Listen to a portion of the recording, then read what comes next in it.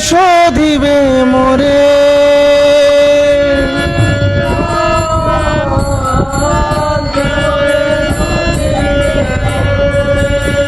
গোপীনাথ কেমনে শোধিবে মোরে।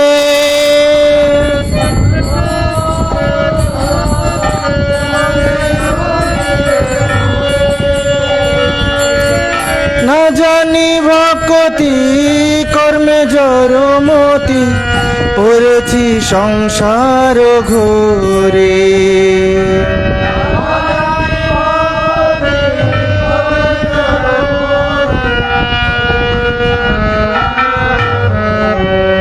গোপীনাথ মম নিবেদন শুনা।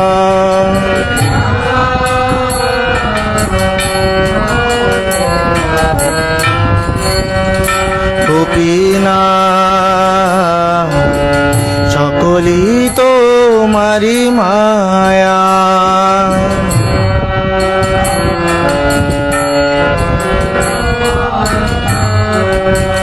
গোপীনাথ সকলি তোমার মায়া।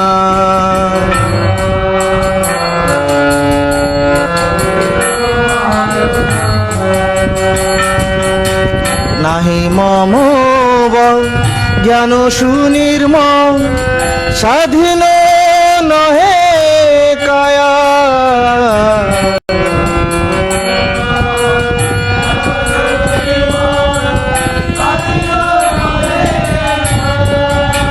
গোপীনাথ নিয়ত চরণে স্থান।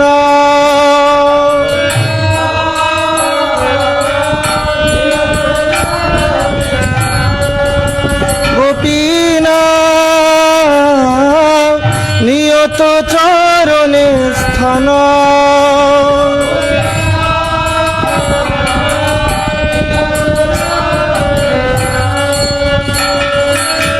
মাগে পামর কাদিয়া কাদিয়া করো করুণা দান।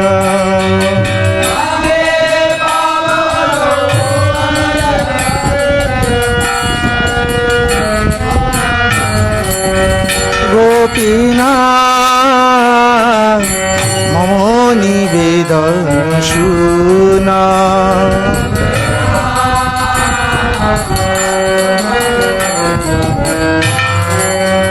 গোপীনাথ তুমি তো সকলি পার।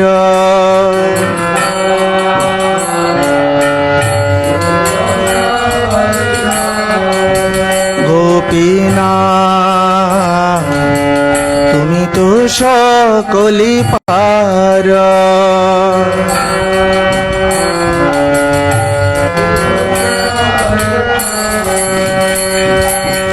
দুর্জনে তারিতে তোমার শকতি কে আছে পাপীর আর।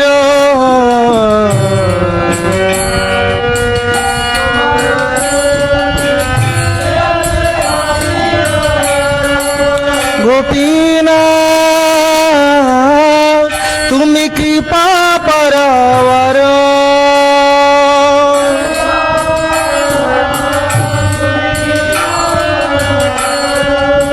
গোপীনাথ তুমি কৃপা পারাবার।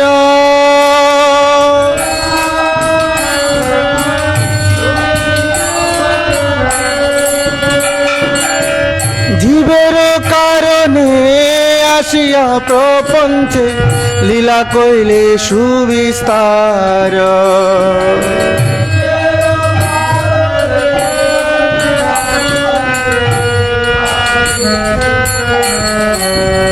গোপীনাথ মম নিবেদন শুনা।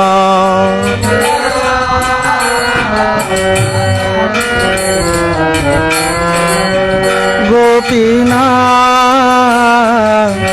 মম নিবেদন শুনা।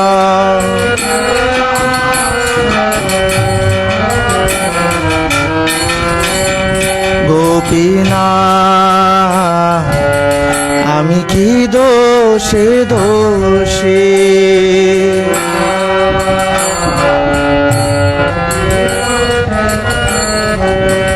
গোপীনা আমি কি দোষে দোষী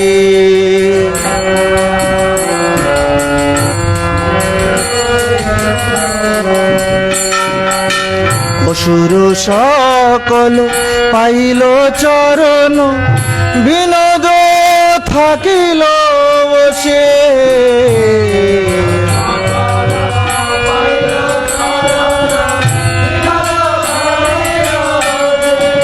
গোপীনা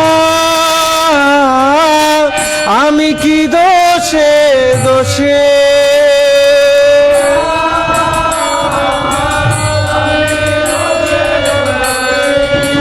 গোপীনা আমি কি দোষে দোষী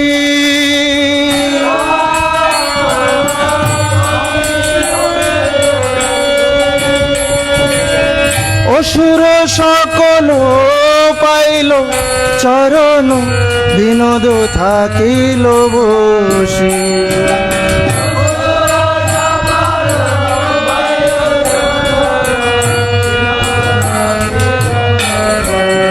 গোপীনা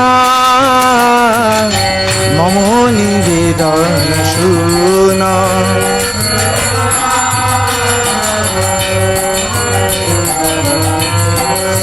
গোপীনা মম নিবেদন শুন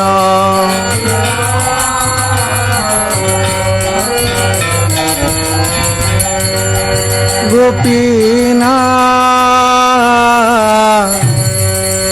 মম নিবেদন শুন हर नाम संकीर्तन की जय। जगतगुरु श्रील प्रभुपाद की जय।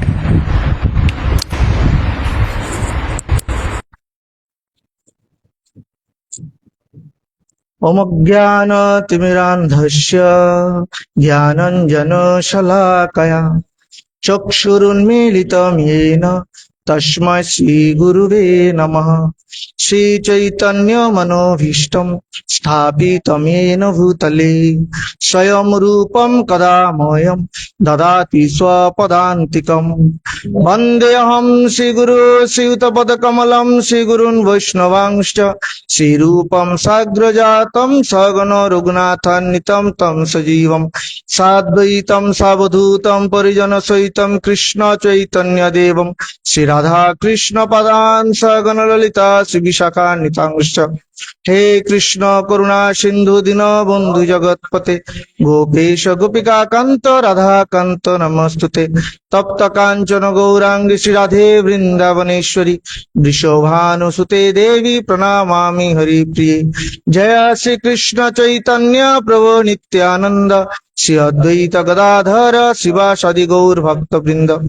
हरे कृष्णा कृष्णा कृष्णा हरे हरे, हरे राम राम राम हरे हरे। ओम नमो भगवते वासुदेवाय। ओम नमो भगवते वासुदेवाय। ओम नमो भगवते वासुदेवाय। नारायणं नमस्कृत्यं नरं चैव नरोत्तमं देवीं सरस्वतीं व्यासं ततो जयमुदीरयेत्। नष्टप्रायेषु अभद्रेषु नित्यं भागवत सेवया भागवते उत्तम श्लोके भक्तिर्भवति नैष्टिकी। मुखं करोति वाचालं पङ्गुं लङ्घयति गिरिं यत्कृपातमं वन्दे परमानन्दमाधवं। श्रीगुरुदीनतारिणं श्रीचैतन्यमीश्वरम् तमादिदेव करुणानिधानं तमालवर्णं सुहितावतारम् अपार संसार समुद्र सेतुं भजामहे भागवत स्वरूपम्। हरे कृष्ण।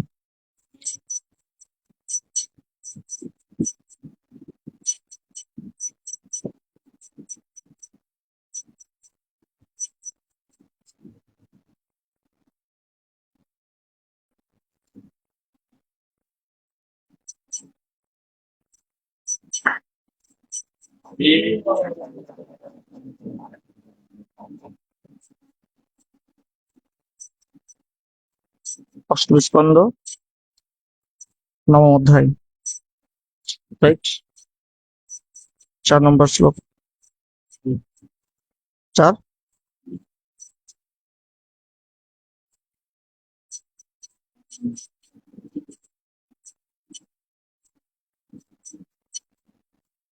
হরে কৃষ্ণ। তো আজকের আমাদের ধারাবাহিক ভাগবতম সেশনে সবাইকে স্বাগতম জানাচ্ছি।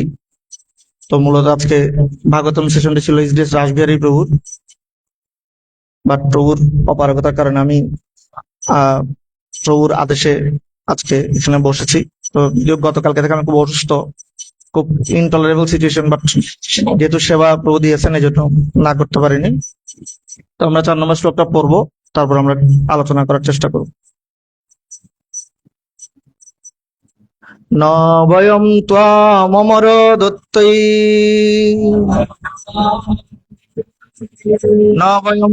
ন বয়ম তম অমর দত্তৈ সিদ্ধ গন্ধর্ব চারণৈ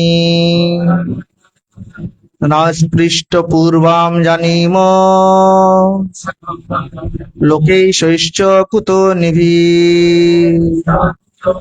ন বয়ম ত্বমর দত্তৈ সিদ্ধ গন্ধর্ব চারণৈ না স্পৃষ্ট পূর্বাম জানিম লোকৈশৈশ্চ কুতো নিভি ন বয়ম ত্বমর দত্তৈ সিদ্ধ গন্ধর্ব চারণৈ না স্পৃষ্ট পূর্বাম জানিম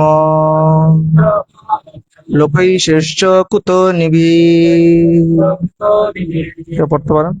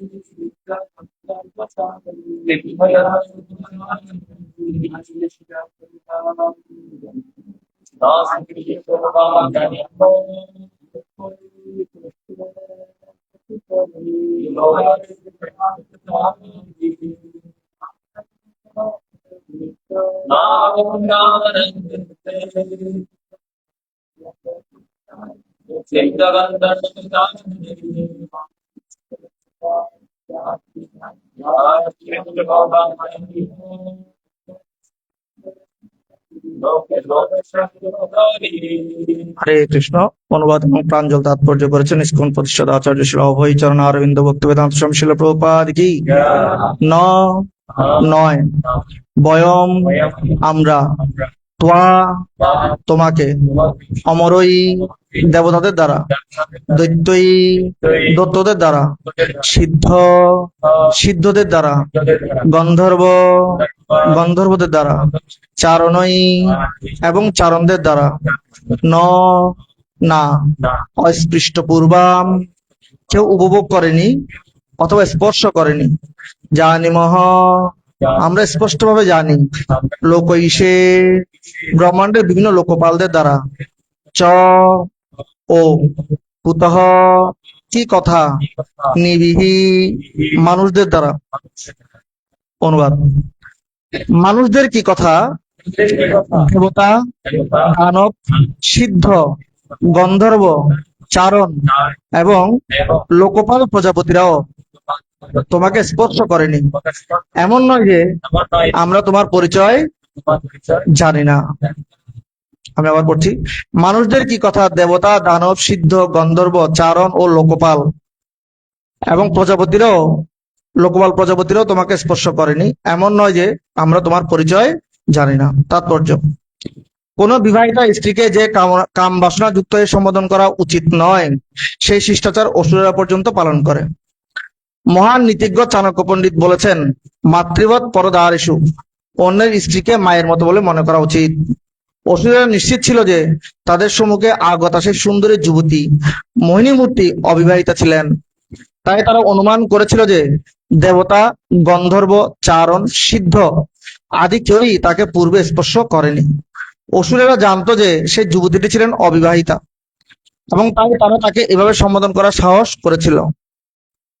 তারা মনে করেছিল যে সেই যুবতী কন্যা মোহিনী মূর্তি তাদের মধ্যে থেকে পতি মনোনয়ন করার জন্য সেখানে এসেছিলেন। হরে কৃষ্ণ। তো খুব ইম্পর্টেন্ট সেশন চলছে এখন। পরমেশ্বর ভগবান, তো সমুদ্র মন্থন লীলা খুব ইম্পর্টেন্ট, আমরা আগে আলোচনা করেছিলাম, কেননা এক লীলায় পরমেশ্বর ভগবান ভিন্ন ভিন্ন রূপে আবির্ভূত হয়েছেন, অনেকগুলো অবতার ধারণ করেছেন। তিনি অজিত হয়েছেন, তিনি কুর্ম অবতার হয়েছেন, তিনি মোহিনী মূর্তি ধারণ করেছেন। তো এক লীলায় তিনি 3 প্রকার অবতার ধারণ করেছেন, এই জন্য খুবই স্পেশাল। এবং এখানে পরমেশ্বর ভগবান যদিও নিজেকে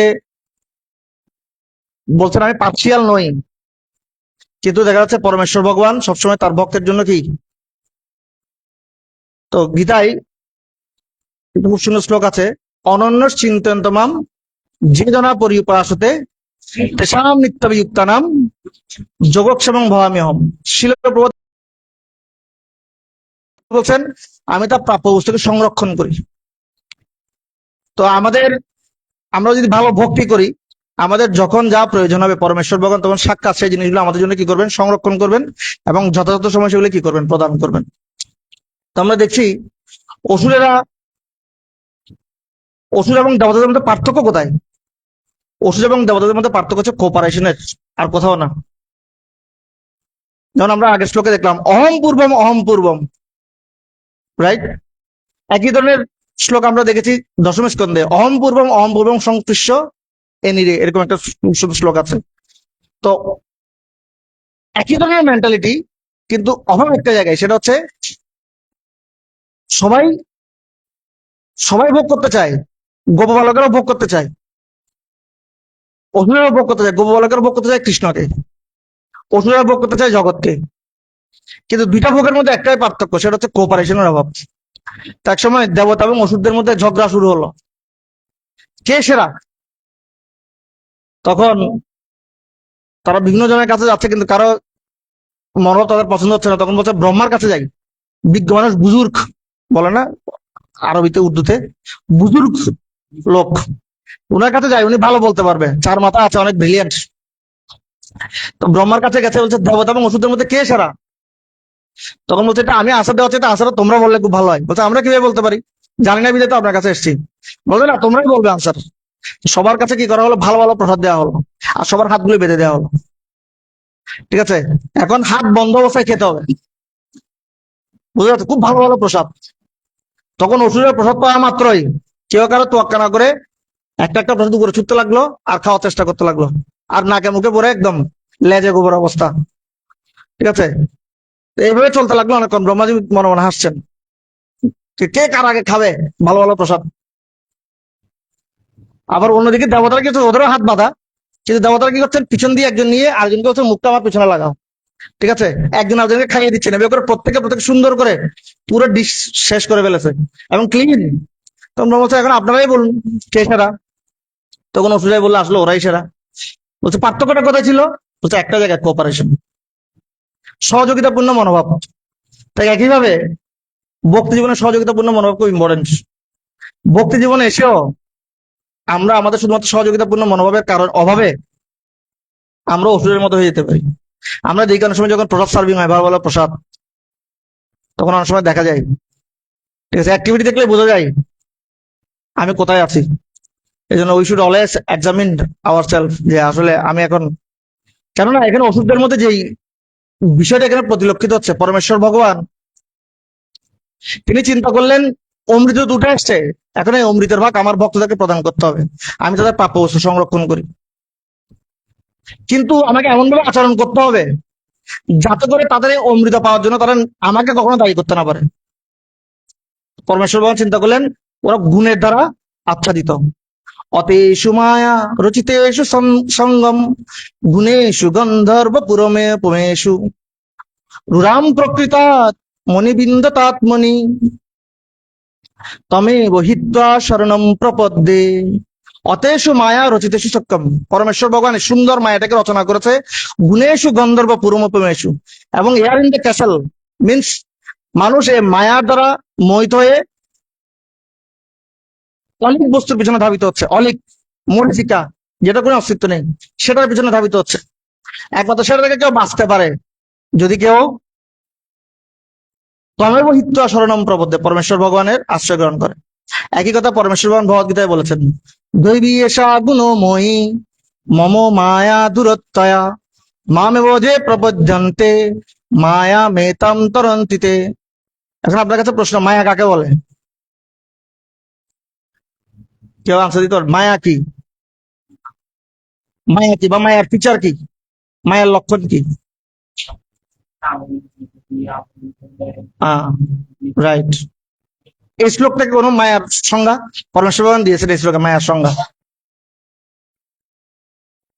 এই শ্লোকে পরমেশ্বর ভগবান মায়ার সংজ্ঞা দিয়েছেন দৈবী এসব গুণময়ী। মায়া কি?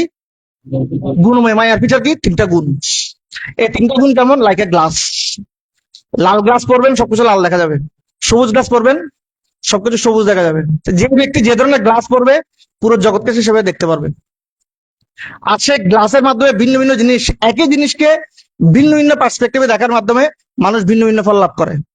একই পরমেশ্বর ভগবানকে সত্যগুণে থাকা অসুরেরা বুঝতে পারছিলেন, কারণ ভগবান আগে বলে দিয়েছেন অসুরদের মাইন্ড সবসময় স্থির, সরি তাদের সত্যগুণে আছে, তারা বুঝতে পারছিলেন এখানে পরমেশ্বর ভগবান করে লীলা সাধন করছে। এই জন্য তারা তার দ্বারা খুব কি ছিলেন, তারা সবসময় সেটার দ্বারা খুব কনসাস ছিলেন যে যদি এখানে মোহিনীমূর্তি আবির্ভূত হয়েছে এখানে পরমেশ্বর ভগবানের কোনো প্লেস, তারা বুঝতে পারছেন না ভগবান। কিন্তু দেবতারা, তারা যে অসুরেরা, তারা যেহেতু রজগুণে আছে, তো গীতার চতুর্দশ অধ্যায়ে বর্ণনা করা আছে সত্যগুণের কয়টি লক্ষণ। সত্যগুণের কয়টি লক্ষণ? দুটি লক্ষণ, সুখম জ্ঞানম। রজগুণের কয়টি লক্ষণ? তৃষ্ণা এবং আসক্তি। তৃষ্ণা মানে অধিক পাওয়ার বাসনা, যতটুকু পেয়েছে তাতে সন্তুষ্ট না। আর আসক্তি মানে হচ্ছে বিপরীত লিঙ্গের প্রতি আসক্তি। আর এই বিপরীত লিঙ্গের প্রতি আসক্তি সাধক জীবনের জন্য খুবই ভয়াবহ। তা আমি চিন্তা করছি আজকে আসলে আমি কিছু আলোচনা করব না, আমরা এক্সপার্ট ব্যক্তিদের কাছ থেকে শুনবো যে আসলে বিপরীত লিঙ্গের প্রতি আসক্তি কিভাবে আমাদেরকে চরম ভয়াবহ পরিণতির দিকে আমাদেরকে ফেলে দিতে পারে। শাস্ত্রে বর্ণনা করা হয়েছে এই বিপরীত লিঙ্গের প্রতি আসক্তি বা বিপরীত লিঙ্গ হচ্ছে আচ্ছাদিত অন্ধকার কূপের মতো। বনের মধ্যে অনেক সময় অনেক বছরের পুরনো কুয়ো থাকে, সেখানে কোনো যাতায়াত নেই, এবং সেখানে সজীব ঘাস যখন উঠে যায় পুরো একটা রাস্তার মতো মনে হয়।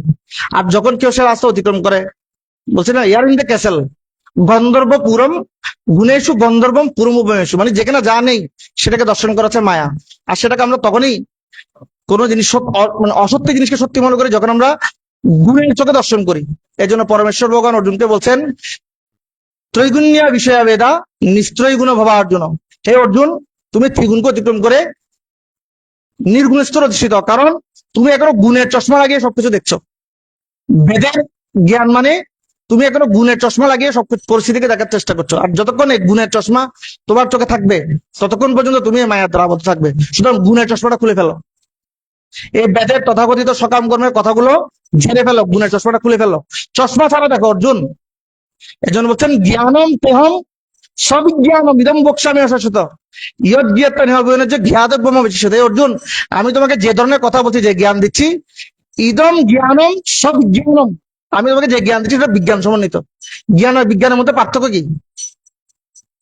জ্ঞান আর বিজ্ঞানের মধ্যে পার্থক্য, জ্ঞান মানে হচ্ছে কোনো জিনিস আমার কাছে যেমন, বিজ্ঞান মানে হচ্ছে জিনিসটা আসলে যেমন। ঠিক আছে? জ্ঞান মানে কোনো জিনিস আমার কাছে যেমন, আমি যেভাবে দেখি। বিজ্ঞান মানে আপনার জিনিসটা যেমন। তো অর্জুন জ্ঞান নিয়ে কথা বলছিলেন অনেক, ভগবান বেদের বাণী এই সেই এভাবে লেখা আছে, বরং আমি বিজ্ঞান বলছি তোমার কাছে যেমন, কিন্তু জিনিসটা আসলে যেমন সেভাবে দেখো। সপ্তমদের নাম এই জন্য বিজ্ঞান যোগ। সো এই জন্য এই সদীপ ঘাসে আচ্ছাদিত অন্ধকার কূপের সাথে তুলনা করা হয়েছে। অন্ধকার কূপের সাথে আচার্য বর্গ বলছেন কেন অন্ধকার কূপ? বলছে কুয়োগুলো অনেক অনেক হয়, গভীর হয়, এমনকি 100-200 কিলোমিটার গভীর হতে পারে, প্রচন্ড অন্ধকার হয়। কেউ যেখানে সেখানে পড়ে যায়, হাজার হাই উতাস করে চিৎকার করলেও সে আওয়াজ কখনো আর উপরে এসে পৌঁছায় না। সে আওয়াজ কখনো আর উপরের ব্যক্তির কখনো শুনতে পায় না, এবং সেখান থেকে উদ্ধার হওয়ার কোনো উপায় নাই, সেখানে তাকে পচে গলে মরতে হয়। সেই জন্য আমাদের সবচেয়ে খুব কঠিন অবস্থা। এই জন্য অসুরেরা রজগুণে থাকার ফলে কাম এসো ক্রোধ এসো রজগুণ সমুদ্ভবম মহাসর মহাপাপনা বিধ্বনমীয় বৈরিণম। এই জন্য রজগুণে থাকার ফলে অসুরেরা ভুল পথের আশ্রয় গ্রহণ করছিলেন, আর যার কারণে তারা শীঘ্রই পরাজিত হবেন। একজন রমণী যাকে যে পরিচিত নয় তাকে বিশ্বাস করছেন, তাকে বিশ্বাস করে বলছেন তুমি এটাকে বন্টন করে দাও, আমরা বিশ্বাস করে তুমি তুমি হচ্ছে কি সবচেয়ে সতী সাধ্যী, তুমি আমাদের সাথে প্রতারণা করবে না। তো এই জন্য চাণক্য পণ্ডিত বলছেন কখনো দুই ধরনের ব্যক্তিকে বিশ্বাস করতে নেই, তিন ধরনের ব্যক্তিকে। একটা হচ্ছে হিংস্র প্রাণী, এক হচ্ছে পলিটিশিয়ানস, আর এক হচ্ছে মাতাজি। মাতাজি মিনস স্ত্রীলোক। মাতাজি বললে একটু খারাপ লাগে। তো আমাদের আবার ভক্ত মাতাজির সাথে একটু সুন্দরভাবে ডিল করতে হবে, কেননা ঠিক আছে। সো আমরা তৃতীয় অধ্যায়ের 31 নম্বরের 36 থেকে 42 নম্বর শ্লোক পর্যন্ত দেখবো এই ব্যাপারে পদ্মমণি মাতা দেবতীকে কি বলছেন, কিভাবে একজন সাধক ভক্তের এই ধরনের ডিলিংস এর প্রতি খুব সাবধান হওয়া উচিত।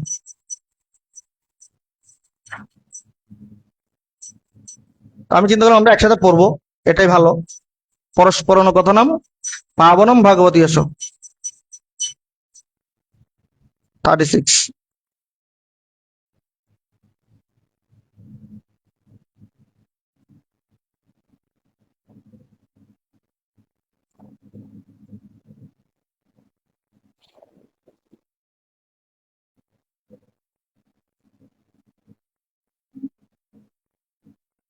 ডিস্টার্ব প্রজাপতি স্বাম ধুইতরম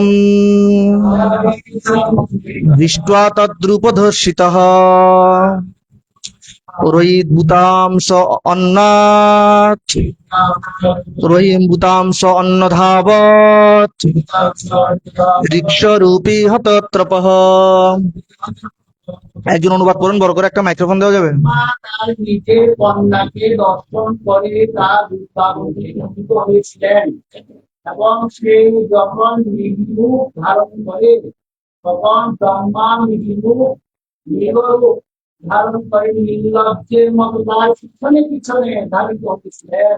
সো ব্রহ্মা অনেক পাওয়ারফুল একজন ব্যক্তি এবং হাইয়েস্ট সত্যগুণ,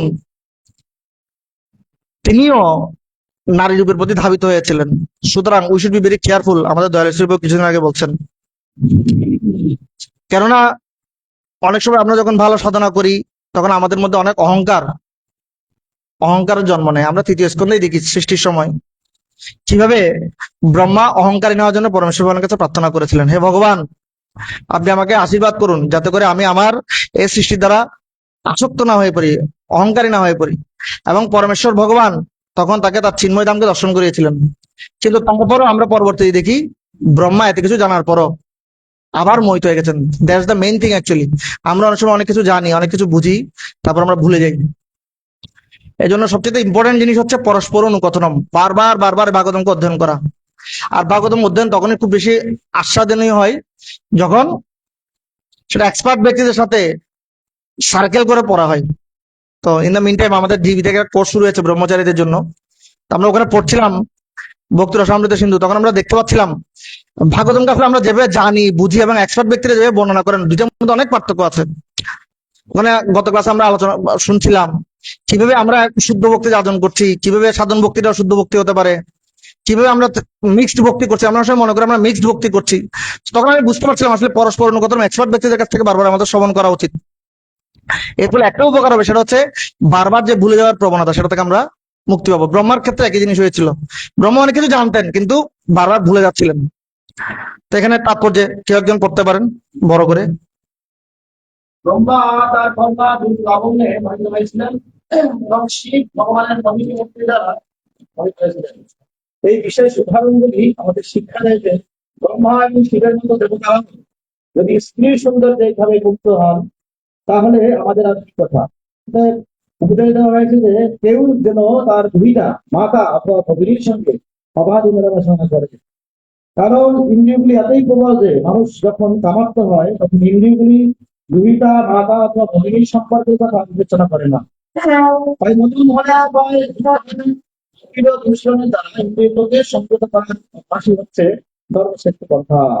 ইয়েস, বলবান ইন্দ্রিয় গ্রামং বিদ্যাংশমপি কশ্যতি মাতা শস্ত্র দুহিত্রা বা বিবিক্ষণর আসন ভাবে।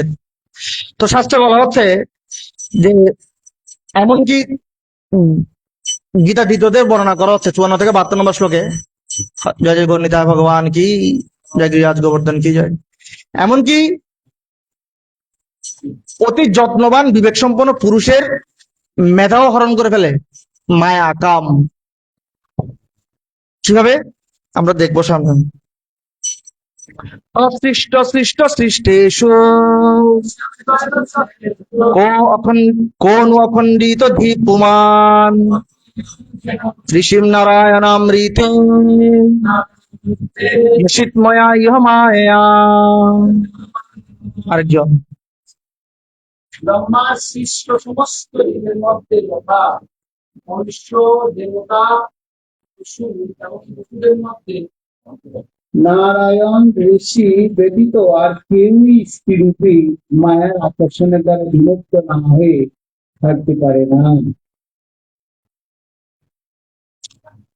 সো এখানে বর্ণনা করা হচ্ছে একমাত্র পরমেশ্বর ভগবানের পরম শুদ্ধ, তিনি গুণের দ্বারা আকৃষ্ট হন না, কারণ তিনি হচ্ছেন গুণাধীশ। যেহেতু আমরা গুণের অধীনে আছি, যে কোনো সময় আমাদের মনে করা উচিত না ও আমি বোধহয় পতিত হব না, ও আমি বোধহয় এটা উঠতে যাবো। সেই জন্য আমাদের মধ্যে অনেক সময় ওভার কনফিডেন্স চলে আসে। সো এই শ্লোকের তাৎপর্য হচ্ছে যে আমরা যেন কখনো ওভার কনফিডেন্ট না হই, অ্যান্ড ডোন্ট প্লে উইথ মায়া। ঠিক আছে, কারণ মায়ের সাথে যদি আমরা প্লে করতে যাই যে কোনো সময়, আমরা জানি না আসলে কোন বলে উইকেট পড়বে। ঠিক আছে, একজন ব্যাটসম্যান একটা বল খেলছে, দুইটা বল খেলছে, তিনটা বল খেলছে, যে কোনো একটা ইয়র্কার বলে সে বোল্ড হতে পারে। সচিন টেন্ডুলকার আউট হয়, ব্রায়ান লারাও আউট হয়। সুতরাং খেলার সময় আমাদের খুব ঠিক না খেলাটাই ভালো, কারণ আমরা জানি না কোন বলটা আমাদেরকে উইকেট করে দিবে। So we should be always in safe zone. বরং মে পৈশ্য মায়া স্ত্রীময়া জৈন দিশাম ইয়া করতি পদাক্রান্তান ধ্রুবিজৃম্বেন কেবলম। আরেকজন স্ত্রীরূপিণী আমাদের স্বভাব দেখুন, যে যেমন তার গুরু ভিড় দ্বারা এই জগৎকে সর্বশ্রেষ্ঠ বিরোধী তার পদাবনত করে রাখে। সর্বশ্রেষ্ঠ বিদ্যে তার পদ অবনত করে রাখেন। বলম পশ্চিমে মায়া, ভগবান বলছেন দেখো দেখো মেরা মায়া দেখো। মায়া এত কমজোর নয়, বিকজ এটা আমার শক্তি, বহিরঙ্গা শক্তি। ঠিক আছে, এটাকে কেউ পরাজিত করতে পারে না। আমরা যতই বলি যে আমরা মায়াকে উত্তীর্ণ করবো, কিন্তু মায়াকে উত্তীর্ণ করা এত সম্ভব নয়। বলছে বিশাল বিশাল বীরদের 10 দিককে জয় করে এসেছে যে বীর, সে বীরেরও, ঠিক আছে, সে সিংহরও বাসায় এসে মেয়াও হয়ে যায়। মেয়াও। ঠিক আছে, এটা আমি বলছি না, এটা কে বলছেন? মুচুকুন্দ প্রার্থনা করেছেন কার কাছে? পরমেশ্বর ভগবানের কাছে। নির্জিত দিকচক্রম অভূত বিগ্রহ বরাসনস্ত সমরাজবর্জিত দেশু মৈথুন্য সুখেশু ইচ্ছয়া ক্রীড়ামিগ পুরুষমীশ নিয়তে। মুচুকুন্দ বলছেন নির্জিত দিকচক্রম অভূত বিগ্রহ, যে ব্যক্তি পুরো 10 দিককে জয় করে এসছে, 10 দিক, এবং সমপর্যায়ের সম্রাটগণ তাকে দেখা সাথে কুর্নিশ করে সালাম জাহাপনা। ঠিক আছে, গৃহেশু মৈথুন্য সুখেশু ইচ্ছায়, কিন্তু মৈথুন সুখের প্রতি আকৃষ্ট হয়ে ক্রীড়ামিগ পুরুষ মিশনে, সে পুরুষ, যে নিজেকে পুরুষ কন্ট্রোলার মনে করে সমস্ত জগতের, সে পুরুষও বাসায় এসে ক্রীড়ামিগ হাতের পুতুল হয় কার? নারী। আমাদের রাসবিহারী বাবু আজকে যার ক্লাস ছিল, যিনি চিনি নেই, এই জন্য তার প্রতিনিধিত্ব করে একটু।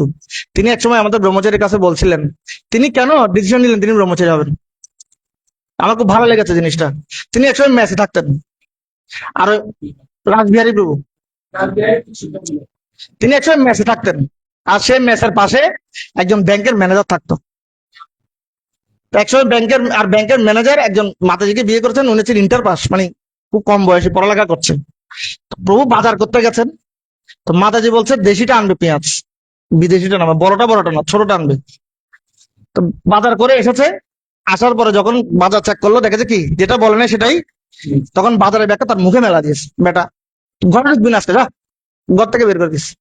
তখন উনি এসে প্রভুদের বাসায় বসে আছেন মেসে, আর বলছে ভাই কি একটা মহা মুসিবতে পড়ছি ভাই, দেখেন তো আমি একটা ব্যাংকের ম্যানেজার, কত এমবিএ কত বিবিএ আমার আন্ডারে চাকরি করে, আর ইন্টারভিউ পাস করা মায়েটা আমার নাকে দড়ি দিয়ে ঘুরাচ্ছে ভাই। বলেন তো এই দুঃখের কথাটা কারে বুঝায়? তখন রাসবিহারী বাবু নাকি মনে মনে চিন্তা করলেন, ভাই আমি তো ব্যাংকে চাকরি করি, ভালো হয়ে যায়। ঠিক আছে, এটা থেকে ডিসিশন নিয়ে উনি চিন্তা করছেন আমি এরকম কারো কি, আমি ক্রীড়ামি কম পুরুষ হিসেবে নিহত আমি হতে চাই না। ঠিক আছে, প্রভু যেটা বলছেন, প্রভুর মোটিভেশন, তখন তিনি চিন্তা করলেন না আমাকে, আমি তো এমনি ইসকন মন্দিরে যাই, ক্লাস টাস পাই, ওইটা ভালো সেফ জোন আছে, আমার নিজের একটা ওয়ার্ল্ড আছে, আমাকে যেখানে কেউ কি করবে না, শাসন করবে না। So, আমি ব্যাক বলছি না, বাট এটা হয়। যেমন মহারাজ দশরথ 10 দিককে জয় করেছেন। মহারাজ দশরথ অনেক বছর দেবতাদের হয়ে যুদ্ধ করেছেন, ইন্দ্রকে সাপোর্ট দিয়েছেন, ইন্দ্রকে জয়ী করেছেন। সে দশরথ কৈকেয়ীর সামনে এসে কি হয়ে গেছেন, মেয়ে হয়ে গেছে। সো এই জন্য আমাদের খুব ফ্রি হওয়া উচিত। আমাদের সাধক ভক্ত আছে, বিশেষ করে যারা ব্রহ্মচারী আশ্রমে, যদি একটু ব্রহ্মচারী ক্লাস হয়ে যাচ্ছে কিনা আই ডোন্ট নো। আমি চিন্তা করছি আমি এইসব কথা আমি বললে আমি এত স্ট্রং নই, আমি বললে খাটবে না। এই জন্য আচার্য বর্গরা যা বলছেন, কপিল শিল প্রভুপাদ, কপিল তার মাতা দেবতী যা বলছেন আমরা জাস্ট পড়ছি। এখানে ক্লিওপেট্রার উদাহরণ দেওয়া হয়েছে, অনেক উদাহরণ দেওয়া হয়েছে, তো এই তাৎপর্যটা পড়ুন। কেউ একজন সংসারে যারা পরব্রহ্মে যারা কৃষ্ণ অবলম্বন আকর্ষণ পরিত্যাগ করতে পারে, হরির রাস্তায় ক্ষেত্রে তা হয়েছিল। একদিন বেশ্যা তাকে হরির রাস্তায় আকৃষ্ট করার চেষ্টা করেছিল, কিন্তু যেহেতু তিনি ভগবত ভক্তির দৃষ্টিতে ছিলেন, ভগবানের দিব্য প্রেমে মগ্ন ছিলেন, তাই তিনি তার দ্বারা মোহিত হননি। পক্ষান্তরে তিনি সেই বেশ্যাটিকে তার দিব্য সঙ্গ প্রভাবে এক মহান ভক্তে পরিণত করেছিলেন। তো এই দুর্দৈব মায়াকে আমরা জয় করতে পারি যদি আমরা পরমেশ্বর ভগবানের প্রতি আকৃষ্ট হই, পরমেশ্বর ভগবানের প্রতি ধাবিত হই। চৈতন্যচরণ প্রভু তার একটা দৈবী এসে গুণময় শ্লোকের তাৎপর্য বলছিলেন যে আপনি কোনো একটা জায়গায় গেছেন, একটা বাসায় ঢুকেছেন, সেখানে একটা দামি হিংস্র কুকুর আছে, এবং আপনাকে দেখেই সে ফিরে আসলো ঘেউ ঘেউ ঘেউ ঘেউ করে, আপনি কি করবেন? ফিরে আসছে খুব দ্রুত, আপনি কি করবেন? পালাবেন না দাঁড়িয়ে থাকবেন? কোনটা ভালো হবে প্রভু? দাঁড়িয়ে থাকলে ভালো হবে। কি করবে সে? কামড় দিবে, এসে আপনার গায়ে চাপিয়ে পড়বে, আপনাকে সব নিয়ে বিপদ। পালালে তাও বিপদ। কি করা যেতে পারে? চিৎকার করে মালিককে ডাকেন, যার বাসায় গেছেন তাকে তো আপনি চিনেন। আর মালিক যখন এসে বলে, এই জিমি আমার বন্ধু এটা, বসে যা, stop, তখন সাথে কুকুর বসে যাবে, জিব্বাটা বের করে, ঠিক না? তখন আর কামড়াবে না। ঠিক একইভাবে মায়া হচ্ছে পরমেশ্বর ভগবানের অধীন। একইভাবে আমরা মায়া দ্বারা আক্রান্ত হতে পারি যে কোনো সময়, যে কোনো সময় মায়া দ্বারা আক্রান্ত হতে পারি। বাট সে সময় যদি আমরা 2 হাত তুলে পরমেশ্বর ভগবানের কাছে অসহায়ভাবে প্রার্থনা করি, হে ভগবান পড়েছি ভব তুফানে নাহিক নিস্তার, তব শ্রী চরণ তরণী দানে দাসে করো পার, তখন যদি পরমেশ্বর ভগবান প্রসন্ন হয়ে আমাদেরকে রেসপন্স করেন, একমাত্র তখনই মায়া আমাদেরকে ছেড়ে দিতে পারে। কারণ মায়া খুবই শরণাগত তার প্রভুর। এবং আমি আরো এক জায়গায় পেয়েছিলাম, বিশ্বনাথ চক্রবর্তী ঠাকুর বলছিলেন, কেউ যদি পরমেশ্বর ভগবানের ভ্রু যুগলের ধ্যান করতে পারে, পরমেশ্বর ভগবানের ভ্রু যুগলের প্রতি সবসময় মনোনিবিষ্ট করতে পারে, তাহলে খুব দ্রুত সে কাম বাসনা থেকে মুক্ত হতে পারবে। এই জন্য আমাদের সবসময় পরমেশ্বর ভগবানের ভ্রু যুগলের ধ্যান করা উচিত। এবং ভগবানের চরণ কমল, পরমেশ্বর ভগবানের চরণ কমলে 19টি চিহ্ন আছে, তার মধ্যে একটি চিহ্ন হচ্ছে ধনুষ। ধনুষ তীর, এই ধনুষ কামদেব এক সময় রাজতীর্থ দেখতে এসেছিলেন, তখন পরমেশ্বর বলছেন, ভাই তোমার ডিপার্টমেন্ট অন্য জায়গায় চলে যাও, এটা তুমি হজম করতে পারবে না। তো বলছে না আমি, ঠিক আছে।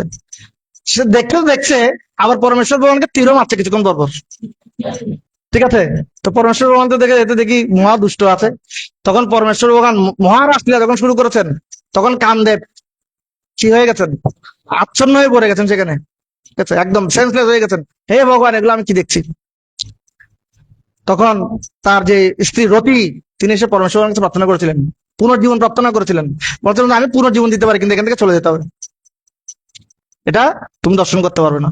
তখন যখন তার সেন্স আসলো, তখন পরমেশ্বর ভগবানের প্রতি কৃতজ্ঞ হয়ে তার সে ধনুষ বলছে, আমি আর এই ধনুষ চালাবো না ভগবান, এটা আপনাকে। ভগবান বলছেন আমার এসব ধনুষ দরকার নেই, ঠিক আছে, আমার রাজলীলা করার জন্য কামদেবের দরকার হয় না, ঠিক আছে, আমি হচ্ছে কামদেবেরও অনেক ঊর্ধ্বে। তখন তুমি যেহেতু দিয়েছো, আমি অ্যাকসেপ্ট করছি, তখন সে ধনুষের উপরে পরমেশ্বর ভগবান নৃত্য করেছিল। তো যেহেতু পরমেশ্বর ভগবান সেই ধনুষের উপর নৃত্য করেছিল, সেই চিহ্নটা পরমেশ্বর ভগবানের চরণে এখনো আছে। ঠিক আছে, তো এই জন্য আমরা যদি পরমেশ্বর ভগবানের চরণে আশ্রয় গ্রহণ করি, তাহলে কামদেবকে আমরা একসময় কি করতে পারবো। ঠিক আছে, কিন্তু ভগবানের যে মায়া, এই যে পরমেশ্বর ভগবানের যে রাসলীলা, এটা কিন্তু শুদ্ধ, পরম বিশুদ্ধ।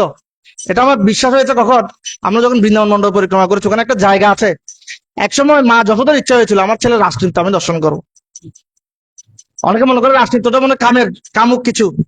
তখন ভগবান বলছেন, মা তুমি যদি রাসনৃত্য দেখতে আসো আমার তো লজ্জা লাগবে। তখন আমি, ঠিক আছে, এভাবে নৃত্য করতে পারবো না।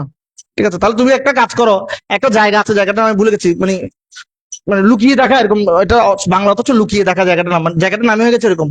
ওই জায়গায় মা যশোদাকে একটা কি করে দিয়েছে, জায়গা করে, যে মা যশোদা ওখানে বসে লুকিয়ে লুকিয়ে রাসনৃত্য দর্শন করেছে। ঠিক আছে, তাহলে এটা দ্বারা বোঝে রাসনৃত্য হচ্ছে খুব পিওর, যেখানে তিনি তার মাকে রাসনৃত্য দেখিয়েছেন। কিন্তু এমন কোন ব্যক্তি যে যথাযথ পন্থা অবলম্বন করবে না কামদেবের মতো, তাহলে সে কি হবে, পরমেশ্বর ভগবানের দ্বারা, মায়ার দ্বারা সে কি হয়ে যাবে, আকৃষ্ট হয়ে যাবে। ওকে,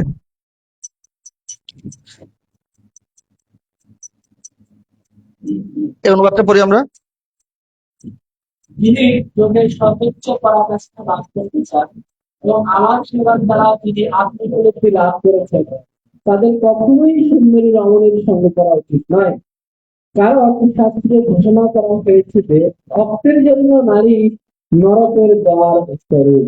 সো এই জিনিসটা আমাদের সবসময় মাথায় রাখতে হবে। আমি কালকে যখন পড়ছিলাম, এই জিনিসটা আমাকে অনেক এনার্জি দিয়েছে আসলে, যদি আমি অনেক আগে পড়েছি ভুলে গেছি, বাট যেটা আমার নোট করা ছিল আমি আবার কালকে পড়ছিলাম, তখন আমার খুব ভালো লেগেছে। ভক্তদের সবসময় মনে রাখতে হবে, নারী হচ্ছে ভক্তদের জন্য নরকের দ্বার স্বরূপ। এরকম আরেকটা শ্লোক আছে যেখানে বলা আছে নারী হচ্ছে সাধক ভক্তের জন্য মৃত্যুর কারণ, সাধক ভক্তের জন্য death। এই জন্য আমরা যদি এই ভক্তি জীবনে বেঁচে থাকতে চাই, আমাদের এই জায়গা থেকে সবসময় আর্ট অফ ডিলিং, মাতাদের সাথে ডিল করার ক্ষেত্রে আমাদেরকে খুব সচেতন থাকতে হবে। কিন্তু এগুলো চলে আসবে যে কোনো সময়, খুব ডেঞ্জারাস, বিভিন্ন রূপে বিভিন্ন ফ্লেভারে এই জিনিসগুলো বিভিন্ন সময় চলে আসবে। তো মানে একটা বলার করতে থাকবে, but we should be under guide, very special coach. আমাদের একজন কোচের শরণাপন্ন থাকতে হবে, কোন বলটা কিভাবে খেলতে হবে সেটা শিখতে হবে। আদারওয়াইজ যে কোনো বলার দ্বারা আমরা খেয়ে যেতে পারি, যে কোনো সময় বোল্ড হয়ে যেতে পারি। ওকে, পড়ুন। বৈদিক সভ্যতায় স্ত্রী সঙ্গ কঠোরভাবে নিয়ন্ত্রিত হয়েছে। সমাজের চারটি আশ্রমের মধ্যে ব্রহ্মচর্য, বানপ্রস্থ এবং সন্ন্যাস, এই তিনটি আশ্রমে স্ত্রী সঙ্গ কঠোরভাবে বর্জিত হয়েছে। কেবলমাত্র গৃহস্থ আশ্রমে নারীর বরিষ্ঠ সঙ্গ করার স্বীকৃতি দেওয়া হয়েছে এবং সেই সম্পর্কটিও কেবল সুসন্তান উৎপাদনের জন্যই নিয়ন্ত্রিত। কিন্তু কেউ যদি চিরকালের জন্য জগতে থাকতে চায়, তাহলে সে অবাধে স্ত্রী সঙ্গ করতে পারে। ইনজাংশন দেয়া আছে, যদি আমরা থাকতে চাই তাহলে আমরা করতে পারি। এবং গৃহস্থাশ্রমেও অবাধে স্ত্রী সঙ্গ করার কোনো নিয়ম, সেখানে রেস্ট্রিকশন করা আছে। তার মানে রেস্ট্রিকশন মানে হচ্ছে এই জিনিসটা আসলে কি নয়, একজন ভক্তের পারমার্থিক উন্নতির জন্য আসলে ফ্রুটফুল না। বাট যেহেতু আশ্রম ব্যবস্থা এবং পরমেশ্বর ভগবান সবার জন্য ব্যবস্থা রেখেছেন তাদের চেতনা অনুসারে, কিন্তু গৃহস্থাশ্রমে বলা হচ্ছে 50 বছর 50 বনম গ্রাজেত। ঠিক আছে, যাতে করে 50 বছর পর তারা তাদের সমস্ত কিছু গুটিয়ে পারমার্থিক অগ্রগতির জন্য কোথায় চলে আসে, স্ত্রী সঙ্গ ত্যাগপূর্বক বানপ্রস্থ আশ্রমে চলে আসে। কারণ ভগবত ধামে যেতে হলে অবশ্যই সর্বতভাবে আমাদের স্ত্রী সঙ্গ থেকে দূরে থাকতে হবে। 40 নম্বর অনুবাদটা একটু পড়ি। ভগবানের নির্মিতা নারী মায়ার প্রতিনিধি এবং যে ব্যক্তি সেবা অঙ্গীকার করে এই মায়ার সঙ্গ করে, তার নিশ্চিতভাবে জেনে রাখা উচিত যে তার তৃণাচ্ছাদিত কূপের মতো তার মৃত্যু সেদিন। ইয়েস, পরমেশ্বর ভগবান আসলে নারীদেরকে সৃষ্টি করতেন সাধক ভক্তদেরকে ডিস্টার্ব করার জন্য। ঠিক আছে, তো ওষুধদেরকেও পরমেশ্বর ভগবান এই অস্ত্রটাকে ব্যবহার করে কি করছেন, তাদের গন্তব্য থেকে, তাদের যে লক্ষ্য অমৃত নেওয়ার জন্য আসছিল, লক্ষ্য কি ছিল অমৃত, এখন লক্ষ্য কি হয়ে গেছে, বাইপাস হয়ে গেছে। তো আমি আগে এক বলছিলাম, আমাকে কিশোর গোপাল প্রভু বলছিল, তাকে নাকি সৌম্যকানায় প্রভু জিজ্ঞেস করছিল, তুমি যে ব্রহ্মচারী আশ্রমে এসেছো তোমার লক্ষ্য কি, কি জন্য এসেছো? তখন সে একটা লক্ষ্য বলেছে, তখন প্রভু তাকে বলেছিলেন এটা যেন সবসময় মনে মনে থাকে। তো একইভাবে ওষুধের মতো আমরা যে কোনো সময় আমাদের গন্তব্য একটা, কিন্তু যে কোনো সময় আমাদের গন্তব্যটা আমরা ভুলে যেতে পারি। এবং এভাবে বিভিন্ন বিল্ডারমেন্ট মাঝে মাঝে এসে এসে আমাদেরকে গন্তব্য থেকে বিচ্যুত করে দিতে পারে। কিন্তু কার যদি খুব ডিটারমিনেশন থাকে, তো কালকে আমি কানাই প্রাণ সাগর সাথে আলোচনা করছে, উনি একটা তাৎপর্য বলছিলেন। কেউ যদি পরমেশ্বর ভগবানের প্রতি আকৃষ্ট থাকে, সে হচ্ছে একজন যুদ্ধের মতো। তো যুদ্ধের শত্রুর আগে তো রক্ত পাবে তুমি অনেক, কিন্তু যুদ্ধ কখনো মৃত্যুবরণ করে না আলটিমেটলি। তুমি বলছো তো এটার অর্থ কি? তো এটার অর্থ হচ্ছে একজন সাধক হচ্ছে কখনো কখনো মচ কাটতে পারে কিন্তু ভাঙবে না, কারণ গোল ডিটারমিনেশন ফিক্সড। কারণ সাধক ভক্তি মানে এমন আমি শুদ্ধ ভক্ত, তাই না? সাধক ভক্ত মানে আমি প্র্যাকটিসিং ডিভোটি, সাইকেল চালাচ্ছি। সাইকেল চালাতে গেলে প্রথমে একবার দুবার স্লিপিং হবে, পড়ে যাবেন, কিন্তু কাহিনী হচ্ছে আপনি এরপর দাঁড়িয়ে যেতে পারছেন কিনা, ঠিক আছে? এটাকে ঘুরে করতে পারছেন কিনা, নিজেকে 360 ডিগ্রি অ্যাঙ্গেল ঘুরিয়ে দিতে পারছে কিনা লাইফকে, ডিটারমিনেশন। একজন সাইকেল চালাচ্ছে, পড়ে গেল, সে যদি মনে করে ঠিক আছে আমার দ্বারা কোনদিন সাইকেল হবে না। কেউ গান শিখছে, যারা গান শিখে তাদের অভিজ্ঞতা আছে, প্রথম প্রথম স্কেল গুলো ঠিকভাবে বসে না। হ্যাঁ, প্রথম প্রথম অনেক উচ্চ উচ্চ উচ্চ উচ্চ গায়ে ফেললে, ঠিক না? হয়তো নিচু গায় উঁচু গায়, স্কেলের সাথে বসে না অনেক, তখন ওই সময়টা খুব কি, একজন যে গান শিখে তার জন্য প্র্যাকটিসিং মোমেন্টটা খুবই বিরক্তিকর, এবং বেশি বিরক্তি হয় তার আশেপাশে যারা থাকে। সে মনে করতে সে কিছু কথা, কিন্তু আশেপাশে তারা বুঝে কি যে বের হচ্ছে তার মুখ দিয়ে, ব্যা বু বের হচ্ছে না, মানে হাস্যকর বিরক্তিকর। কিন্তু যে সাধক, সে যদি চিন্তা করে না আমার গোল হচ্ছে আমাকে যেভাবে কি শিখতে হবে, গান শিখতে হবে। সাইকেল দিতে হবে, তার গোল হচ্ছে আমাকে যেভাবে হোক ভালো সাইকেল চালাতে হবে, যত আর পড়িলে কেন, যতই ব্লিডিং হোক, যতই ছিঁড়ে যাক, আমি তো সাইকেল চালাবো। একবার না পারিলে দেখো শতবার, ঠিক আছে? প্র্যাকটিস সাধক ভক্ত প্র্যাকটিসিং লেগে থাকতে হবে, ডোন্ট গিভ আপ। তাহলে রক্তক্ষরণ হতে পারে কিন্তু যোদ্ধা কখনো পরাজয় না, বিকজ ডিটারমিনেশন ইজ ফিক্সড। তো এভাবে কারো যদি ডিটারমিনেশন থাকে, হাই ডিটারমিনেশন, তাহলে সে শুধুমাত্র এই মায়াকে জয় করতে পারে। আদৌ সেই মায়াকে জয় করানো কঠিন, অল্পতেই হেরে যাবে। আর মনে রাখা উচিত তৃণ আচ্ছাদিত কূপের মতো তা মৃত্যু স্বরূপ। একটু কষ্ট দিব, তাৎপর্যটা পড়েন। কখনো কখনো পরিত্যক্ত কূপ ঘাসের দ্বারা আচ্ছাদিত হয়ে যায় এবং সেই কূপের অস্তিত্ব সম্বন্ধে অজ্ঞ অসতর্ক ততদিন সেই কূপের ক্ষতিটা হয় এবং তার ফলে তার মৃত্যু হয়।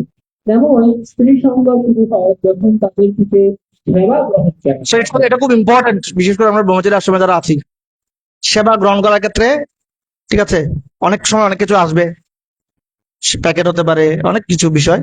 তো সেবা গ্রহণ করার ক্ষেত্রে আমাদেরকে খুব কি হতে হবে, খুব বেশি সেন্সিটিভ হওয়া উচিত, এবং চেষ্টা করা উচিত গ্রহণ না করার জন্য। আর যদি একান্ত গ্রহণ করতে হয়, সেটা অথরিটির পারমিশন ক্রমে যদি আমরা গ্রহণ করি, তাহলে সেটা থেকে আমরা সেফ থাকতে পারবো, কারণ স্টার্টিং হয় ওখান থেকে। তারপর কারণ ভগবান রমণীকে বিশেষ করে সৃষ্টি করেছেন পুরুষদের সেবা করার জন্য। রমণী সেবা গ্রহণ করার পরে পুরুষ পাদে আটকে পড়ে। নারীকে নরকের দ্বার বলে জানবার যথেষ্ট নিশ্চয়তা না থাকে, তাহলে সে অবাধ ভাবে মেলামেশা করতে পারে।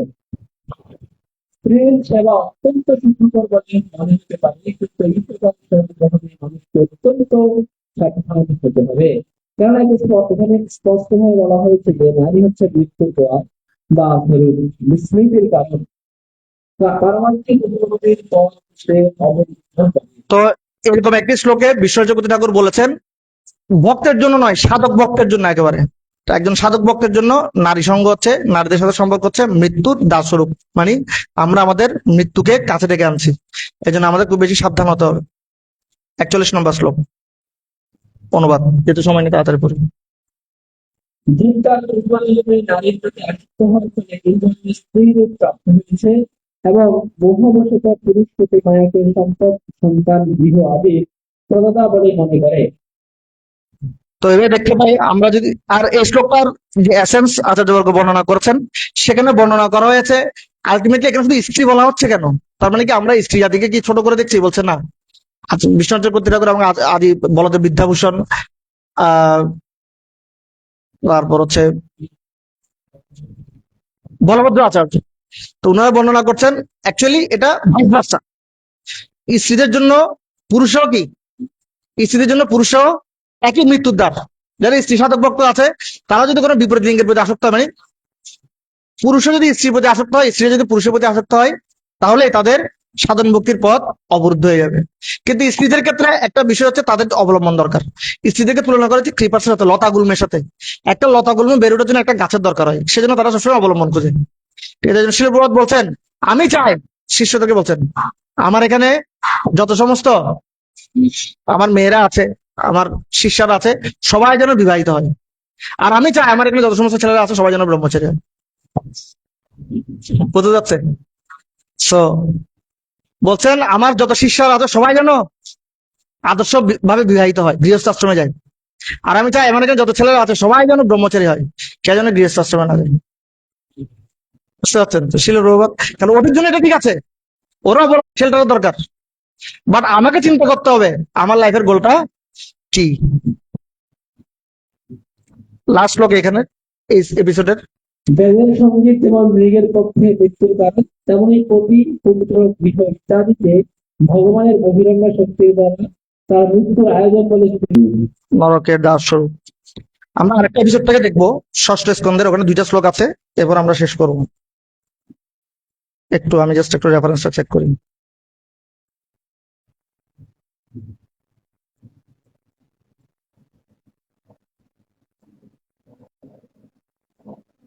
সিক্স 18 40 থেকে 42।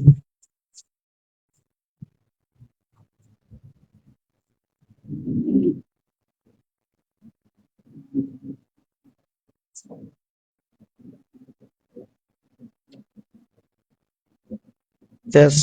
এখন কশ্যপ মুনির এক্সপেরিয়েন্স, কশ্যপ মুনি কি বলছিলেন যখন দিতি তাকে খুব বেশি টেম্পটেশনে ফেলে দিয়েছিলেন, তখন কশ্যপ মুনি তার এক্সপেরিয়েন্স থেকে কি বলছিলেন আমরা একটু শুনবো 3টা শ্লোকে, এরপর আমরা শেষ করবো।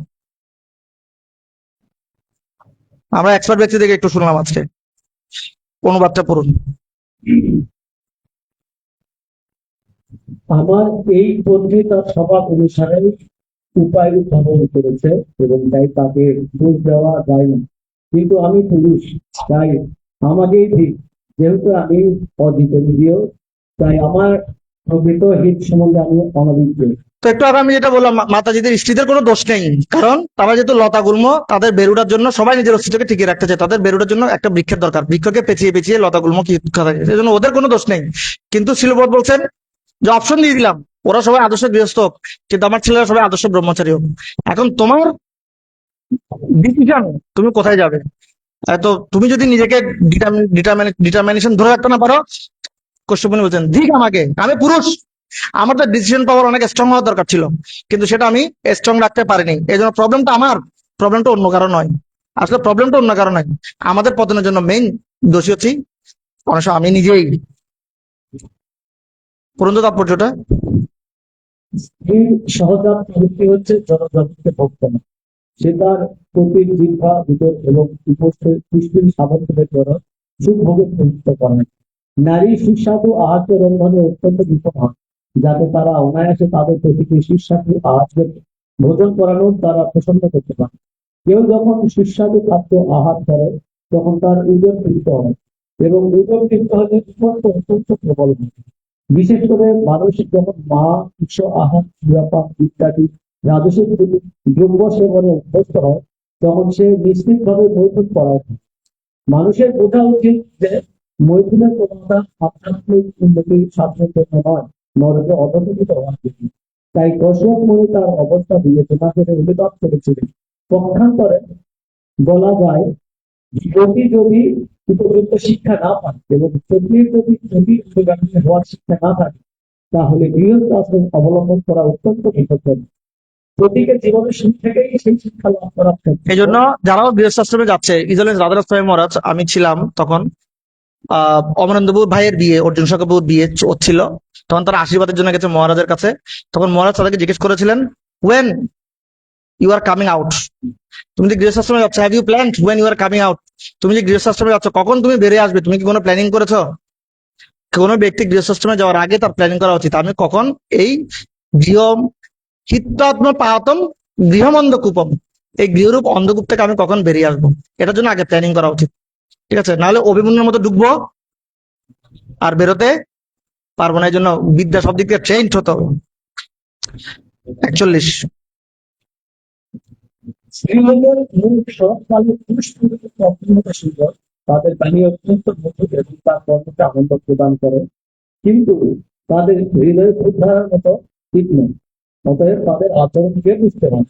প্রথমে অনেক সুইট, ঠিক আছে, যখন প্রেমিকা থাকবে তখন অনেক সুইট সুইট কথা বলবে, কিন্তু প্রেমিকা যখন স্বরাষ্ট্রমন্ত্রী হয়ে যাবে, হোম মিনিস্টার, ঠিক আছে, ওই যে আমাদের অনেক মহানপ্রভু বলতেন, প্রথমে চন্দ্রমুখী, ঠিক আছে, তারপরে সূর্যমুখী, এরপরে জ্বালামুখী, এরপরে পোড়ামুখী। তো এরকম হবে, বলছে এক সময় শুধু দুজন বলবে, দুজনই শুনবে, একজন বলবে একজন শুনবে, এরপর দুজন বলবে দুজন শুনবে, এরপর পুরো দুজন বলবে পুরো জগৎ শুনবে, এরকম হবে। তো প্রথম দিকে সম্পর্কগুলো খুব সুন্দর থাকে, কিন্তু ধীরে ধীরে সেগুলো এত কটু হয়, কেননা পুরো সম্পর্কটা কিসের উপর নির্ভরশীল? ইন্দ্রিয় তৃপ্তির উপর, গিভ এন্ড টেক। আর যখন গিভ এন্ড টেক রিলেশনশিপটা শেষ হয়ে যায়, ঠিক আছে, তখন আকর্ষণ, যখন জিওগ্রাফি জেনে যায়, ঠিক আছে, একটা একটা জায়গায় আপনি বারবার যেতে যেতে যখন সেই জায়গায়, যখন আমরা যখন বলি কক্সবাজার যাবো প্রভু চলেন পিকনিক, কক্সবাজার অনেকবার গেছি, দূর ভাই, নতুন জায়গা বলেন কেন, অনেকবার, এক ইয়ার কত, ঠিক একইভাবে তখন আর ওখানে গিভ এন্ড টেকের রিলেশনশিপ থাকে না, তখন সম্পর্কটা বিটার থেকে বিটার হয়। তারপর যেটা একটু বলি, শেষ করবো, সময় চলে যাচ্ছে, 2 মিনিট হয়ে গেছে। পুস্তকমণি জাগতিক দৃষ্টিতে নারীর এক অত্যন্ত সুন্দর চিত্র অঙ্কন করেছেন। রমণীরা সাধারণত তাদের সৌন্দর্যের জন্য প্রসিদ্ধ, বিশেষ করে যৌবনে 16 অথবা 17 বছর বয়সে তারা পুরুষদের কাছে অত্যন্ত আকর্ষণীয় হয়। তাই নারীর মধ্যে শরৎকালের বিকশিত পদ্মের সঙ্গে তুলনা করা হয়েছে। শরৎকালের পদ্ম যেমন অত্যন্ত সুন্দর, তেমনি নবযৌবনে নারী অত্যন্ত আকর্ষণীয়। সংস্কৃত ভাষায় নারীর কণ্ঠস্বরকে বলা হয় নারীর স্বর, কারণ নারীরা সাধারণত গান করে এবং বিশেষ করে তারা যখন গান গায় তখন তা অত্যন্ত আকর্ষণীয় হয়ে ওঠে। বর্তমান সময়ে চিত্রতারকাদের, বিশেষ করে সঙ্গীত শিল্পীদের অত্যন্ত জনপ্রিয়তা দেখা যায়। তাদের অনেকেই লাস্টে পড়েন দাগানোটা। সন্ন্যাসী যদি স্ত্রীলোকের কণ্ঠ শ্রবণ করে এবং স্ত্রীলোককে সুন্দর মুখমণ্ডল দর্শন করে, তাহলে সে অবশ্যই তাদের প্রতি আকৃষ্ট হবে এবং তখন তার পতন অবসান হবে। তাই আধ্যাত্মিক মার্গে উন্নতি সাধন করতে চান তাদের স্ত্রীর মুখ দর্শন না করা এবং স্ত্রীর কণ্ঠ শ্রবণ না করার ব্যাপারে বিশেষভাবে সাবধান থাকা উচিত। যদি নারীর শরীর আকর্ষণীয় হয়, মুখমণ্ডল সুন্দর হয় এবং কণ্ঠস্বর মধুর হয়, তাহলে সে পুরুষের পক্ষে স্বাভাবিকভাবে একটি ফাঁদের মতন। শাস্ত্রে উপদেশ দেওয়া হয়েছে যে এই ধরনের কোন নারী যখন পুরুষের সেবা করতে আসে তখন তাকে তৃণাচ্ছাদিত একটি অন্ধকূপ বলে বিবেচনা করা উচিত। চাণক্য পণ্ডিত উপদেশ দিয়েছেন, বিশ্বাস নৈব কর্তব্য স্ত্রীষু রাজভোগ কুলেষু চ। 2 ধরনের মানুষকে কখনো বিশ্বাস করা উচিত নয়, রাজনীতিবিদ এবং নারী। এটা অনুবাদ করে শেষ করবো। স্ত্রী লোকেরা তাদের নিজেদের স্বার্থ সিদ্ধির জন্য পুরুষদের সঙ্গে এমন ভাবে আচরণ করে যে পুরুষেরা যেন তাদের সবচাইতে প্রিয়, কিন্তু কেউ তাদের প্রিয় নয়। তারপর পড়েন। মনে হয় যেন স্ত্রী লোকেরা অত্যন্ত সাধু প্রকৃতির, কিন্তু তাদের অভীষ্ট সিদ্ধির জন্য তারা তাদের সতী, পুত্র অথবা ভ্রাতৃকে পর্যন্ত হত্যা করতে পারে অথবা অন্যদের দিয়ে হত্যা করাতে পারে। হরে কৃষ্ণ। তো আজকের যে শ্লোকটি ছিল 8, 9, 4, এটার এসেন্স হচ্ছে দেবতারা একটা উদ্দেশ্য নিয়ে এসেছিল, কিন্তু এবং অসুরেরাও একই উদ্দেশ্য নিয়ে এসেছিল। তো কিন্তু অসুরেরা মধ্যখানে সংকল্প এবং বিকল্প, অল্টারনেটিভ জিনিসের প্রতি আকৃষ্ট হয়ে তারা তাদের যে প্রাপ্য বস্তু, যে অমৃত, যেটা তারা সমান ভাগে প্রাপ্ত হওয়ার কথা ছিল, সেটাকে তারা হারাতে বসেছে। তাই একইভাবে আমরাও এখানে কৃষ্ণ ভবনার অমৃত আস্বাদন করতে এসেছি, কিন্তু মাঝে মাঝে অনেক ধরনের টেম্পটেশন, অনেক ধরনের অল্টারনেটিভস, অনেক কিছু আমাদের সামনে চলে আসবে এবং আমরা বারবার ভুলে যাব, যেহেতু আমরা সাধক ভক্ত, খুব খুবই স্বাভাবিক। তাই জন্য আমাদের বারবার উচিত এই শ্রীমদ ভাগবতমের অমৃতময় সিন্ধুতে বারবার অবগাহন করা। আমরা যখন বারবার এগুলো পড়বো তখন আমাদের চেতনা ডিটারমাইন্ড হবে। এবং যেহেতু এগুলো মহান আচার্যরা বলেছেন, শিল প্রভুপাদ, কশ্যপ মুনি, কর্দম মুনি, ঠিক আছে, কপিল দেব, ওনারা বলেছেন ওনাদের শ্রীমুখ থেকে, এক্সপিরিয়েন্সড নলেজ। আমরা যদি বারবার এগুলো পড়ে, এগুলো আমাদের মধ্যে ডিটারমিনেশন উৎপন্ন করবে, তখন আমরা এই ডিটারমিনেশনের বলে আমরা যুদ্ধক্ষেত্রে নিহত হওয়ার সম্ভাবনা খুব কম। আদারওয়াইজ সাধক ভক্তের জন্য মৃত্যু স্বরূপ। জয় জগৎ শিল প্রভুপাদ কি জয়। প্রশ্ন আছে তো? বিশ্বজিৎ বিক্রম বাবু আছে। হ্যাঁ, আগে একটা বিষয় ইয়েস ইয়েস, না উনি বলুন। আপনি প্রশ্নটা করেন আগে। হরে কৃষ্ণ প্রভু, আপনার চিত্তন প্রণাম। তো ভাগবতের এই সমস্ত কথা আমি এখন শুনে আমি একটু কনফিউশন করে গেছি। কনফিউশন হচ্ছে প্রভু, আমাদের এখানে প্রায় 7খানা ডিপার্টমেন্ট বা 8খানা ডিপার্টমেন্ট আছে। আমাদের এই 8খানা ডিপার্টমেন্টের মধ্যে তো আমাদের সব ডিপার্টমেন্টের ধর করা ম্যাক্সিমাম ব্রহ্মচারী ধর। আমি যদি শুরু করি জেসিএস ডিপার্টমেন্ট, ওখানে আমাদের টিচিং ডিপার্টমেন্ট হচ্ছে জাগ্রত ছাত্র সমাজ ডিপার্টমেন্ট। তারপর শুরু হয় আমাদের যদি গীতা একাডেমি, ওখানে ম্যাক্সিমাম হচ্ছে মাতাজিদের টিচিং এবং হচ্ছে মিনিমাম হচ্ছে প্রভুদের টিচিং। তো এই ক্ষেত্রে আমরা যারা ব্রহ্মচারীরা সব ডিপার্টমেন্টে আমরা দায়িত্বে আছি, প্রথম দায়িত্বে আছি। ব্রহ্মচারীদের সমস্ত বিশেষ করে মাতাজিদেরকে খুব ভালো মতো ডিলিং করতে হয়। তো এই ক্ষেত্রে তো বলবো এখানে যা আমাদের মানে দেখা যাচ্ছে যে চরিত্র আমাদের ভাগবত তুলে দিচ্ছে, কোনো মাতাজি দিয়ে কোনো প্রিচিং এ আমাদের করা যাবে, কোনো মাতাজি কোনো প্রিচিং করা যাবে না, একদম স্টপ যদি এই সিদ্ধান্ত যদি আমরা না আসি। তো সেক্ষেত্রে আমাদের যে শিক্ষানীতি আমাদের আচার্যরা দিচ্ছেন না, আমাদেরকে ডিপার্টমেন্ট গুলো আচার্যরা কি করে দিয়েছেন, আমাদের মহারাজ আচার্যরা করেছেন, আমাদেরকে দিয়ে গেছেন। তাহলে কি তারা শুধু এই ভাগবতম শিক্ষানীতিটা কি তারা জানেন না? ইয়েস। তো সেক্ষেত্রে এখন আমি একটু কনফিউশন আছি, তাহলে এই ক্ষেত্রে আমি কোন সিদ্ধান্তগুলোকে কিভাবে আমার জীবনে নিয়ে আমি কি আসলে আচার্যদের কথাগুলোকে নিব নাকি ভগবতের কথাগুলোকে নিব? ইয়েস। হরে কৃষ্ণ প্রভু, অবশ্যই আমাদের আচার্যবর্গরা এগুলো জানেন, তারা তো এক্সপার্ট। শিল প্রভুপাদকে একসময় প্রশ্ন করা হয়েছিল, তার শিষ্যরা বলছিলেন, প্রভুপাদ এখানে অনেক মাতাজিরা আসে, অনেক সুন্দর সুন্দরী মাতাজিরা, আমরা বিভ্রান্ত হচ্ছি, ঠিক আছে, ওদেরকে আসা বন্ধ করে দেন। ঠিক আছে, তখন শিলপ্রভু বলছে, তোমরা যদি না পারো তাহলে বনে চলে যাও। এখানে মাতাজিরা আসবে, প্রভু এবং মাতাজিদের একসাথে প্রচার হবে, আর তোমাদেরকে যথেষ্ট ট্রেন দেওয়া উচিত যাতে তুমি সেটাকে ডিল করতে পারো। তখন সেটা হবে কি, পদ্মপত্রে ইমাম বসা, আমাদেরকে পদ্ম পাতার জলের মতো হবে, আমরা জলে থাকবো কিন্তু ভিজবো না। সেটার জন্য আমি আগেই বলেছিলাম, এই জন্য আমাদেরকে, আমি ভালো ব্যাটসম্যান হতে পারি, সচিন টেন্ডুলকার বিশ্ব world class famous batsman, but he had a coach. ঠিক আছে, কিভাবে খেলতে হবে, কোন বল কিভাবে খেলতে হবে, এবার হি ডিড অলসো প্র্যাকটিস। এমন না আমি সারা ব্যাটসম্যান হয়ে গেছি, উনি প্র্যাকটিস করা ছেড়ে দিয়েছেন। তো আমাদের জন্য প্র্যাকটিস হচ্ছে নিত্যম ভাগবত সেবয়া। আমরা যদি প্রতিদিন নিত্যম ভাগবতম প্র্যাকটিস করি, তাহলে আমরা পড়তে পড়তে অনেক বেশি স্ট্রং হয়ে যাবো মানসিক দিক থেকে। এবং কোচ যদি থাকে, তাহলে যখন কোনো কঠিন বল আসবে, কোচের পরামর্শ নিলে এই বলটাকে কিভাবে হ্যান্ডেল করতে হবে সেটা তিনি আমাদেরকে পরামর্শ দেবেন। জেসিএস এবং মাতাজিদের টিচিং এর ক্ষেত্রে আরেকটা বিষয় হচ্ছে, আমরা যদি গৃহস্থ ভক্তদেরকে ট্রেন আপ করতে পারি, এটা আমাদের জন্য খুব বেশি ভালো হয়। যদি গৃহস্থ ভক্ত থেকে উঠে আসে, তাহলে এক্ষেত্রে দুইটা জিনিস হবে। এক্ষেত্রে ওনারাও অংশগ্রহণ বোধ করবেন। অনেক সময় দেখা যাচ্ছে আমরা ব্রহ্মচারী, সব জায়গায় যদি ব্রহ্মচারীদেরকে দেখা যায়, অনেক সময় ওনারা ইনসিকিউর ফিল করেন, আমরা কি কিছুই না, ঠিক আছে, আমরা কি ইসকনের কিছুই না, বা ওনারাও চায় প্রচার করতে, আমরা দেখলাম ওদের মধ্যে অনেক ক্ষুধা আছে প্রচার করার। বাট আমরা দুইটা জিনিস চাই, ট্রেন, অনেক আছে প্রচার করতে চায় কিন্তু ট্রেনিং নিতে চায় না, সেটা হবে না।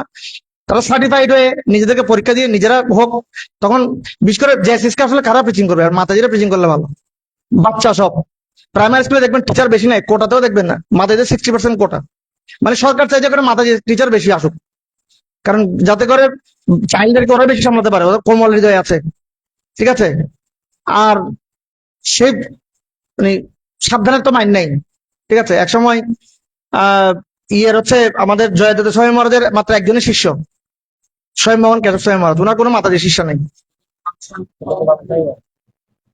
সরি কদম্বকানন স্বামী মহারাজ হচ্ছে ওনার একমাত্র শিষ্য, কোনো মাতাজি শিষ্য নেই। তার সময় চৌবাড়িতে ওনাকে জিজ্ঞেস করা হয়েছিল, মহারাজ আপনি কোনো মাতাজিকে দীক্ষা দেন না কেন? তিনি বলছে, আমি শিলপ্রভুদের একটা লেকচার থেকে শুনেছি সাবধানের মাইন্ড নেই।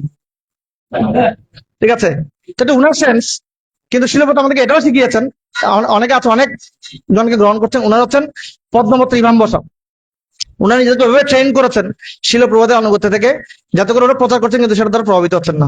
তো আমাদেরকে ধীরে ধীরে সেই স্টেজে উঠতে হবে, এই জন্য নিয়মিত আমাদেরকেও ট্রেন আপ হতে হবে, আমাদেরকে নিজেদেরকে এক্সামিন করতে হবে, সাজেশন নিতে হবে, তাহলে আমরা প্রচার করতে পারবো।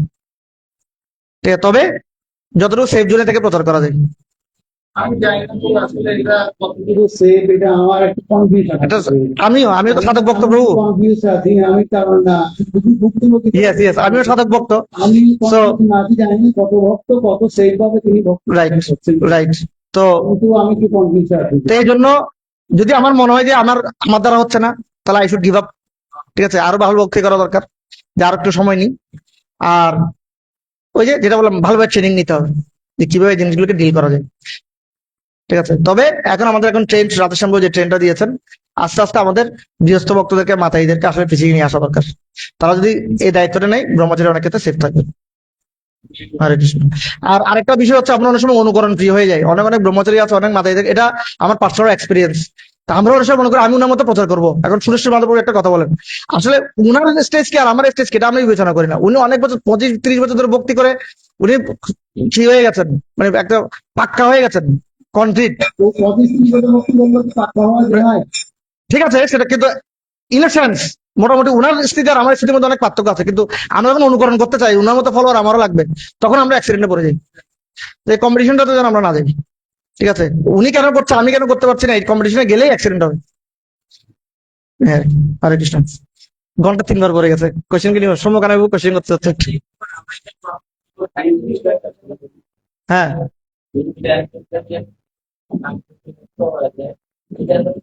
জনকের মতো মনে হয় এরকম লীলা বা কিছু। এরকম লীলা পাইনি, তবে একটা সেম লীলা হচ্ছে যখন রামানুজাচার্য ধনুর্ধরকে ভগবানের চক্ষু দর্শন করিয়েছিলেন, তাই না? সে ভগবানের সাথে সরাসরি ঠিক যেমন কামদেবের হয়েছিল এরকম। না, ওরকম কোনো লীলা নেই, তবে এটা একটা লীলা যে যখন ধনুর্ধর উল্টো হাঁটতো সবসময়, না তার স্ত্রীকে এত বেশি পছন্দ করতো, উল্টো হাঁটতো, তখন রামানুজাচার্য তাকে ধরে বলছেন, এর থেকে যদি ভালো জিনিস তুমি কেন উল্টো হাঁটো? তো আমার স্ত্রীকে এত সুন্দর দেখতে, আমার আর মানে ওকে না দেখে থাকতে পারছি না, ত্রুটি যুগ আয়তে, এরকম অবস্থা। ঠিক আছে, তখন বলছে আমি যদি এর থেকে ভালো জিনিস দেখাই, তাহলে এবার উল্টা হাঁটা ছেড়ে দিবে। তো বলছে ভালো জিনিস পেলে কেনা ছাড়ে। তখন তাকে ধরে নিয়ে গিয়ে শ্রীরঙ্গমের সামনে দাঁড় করালেন। তখন শ্রীরঙ্গম তার পদ্মলোচনকে কি করলেন, তার কাছে প্রকাশ করলেন। আর যখন বর্মেশ্বর চোখে তার চোখ বললো, তখন বলছে এর থেকে বিউটিফুল জিনিস আর কিছু হতে পারে না জগতে, আমি এখানেই থেকে যাব, আমি ঘরে না যাইবো, বনে প্রবেশিব, এই লীলার অসরতর। ঠিক আছে, তো শাস্ত্রে বর্ণনা করা আছে ভগবানের 19টি, মানে ভগবানের যে সমস্ত চিহ্ন ওখানে বলা হয়েছে, কেউ যদি ভগবানের ভুজগুলো ধ্যান করতে পারে, তাহলে সে কামরূপ থেকে খুব দ্রুত মুক্ত হতে পারে। ব্রহ্মত্ব আমি সেই যেটা বললেন যে যেহেতু একটা নির্দিষ্ট সময় ওনারা ভক্তিতে আছেন, অনেক প্রবীণ এবং তারা মাকে নিজের প্রচার করতে পারে। তো যেহেতু আমরা লাস্ট মেসেজটা নিয়ে যাই, সেই জন্য আমার মনে হলো যে যদি আপনি অনুমতি দেন একটা ইয়েস ইয়েস প্রভু। প্রত্যেকে যেন শুনেছিলাম, হয়তো তার প্রশ্ন করেছিলাম তার কাছ থেকে যে ঘি যত পুরনো হোক না কেন গলবে, আগুনের কাছে গেলে গলবে। তো এটা একটা ব্যাপার। না, আমি এটা এই সেন্স থেকে বলেছি, না আপনার তো ঠিক আছে, যাতে আমি ওনার সাথে কম্পিটিশন করতে না যাই। না কম্পিটিশন করবো না, মানে ওই যেটা লাস্ট ম্যাচটা মানে কি আমার মনে হলো আর কি এটা বলেন। ইয়েস, আর যতটুকু সেফ জোনে থাকা যায়। হরে কৃষ্ণ হরে কৃষ্ণ কৃষ্ণ কৃষ্ণ হরে হরে, হরে রাম রাম রাম। জয় জগৎ শিল প্রভুপাদ কি।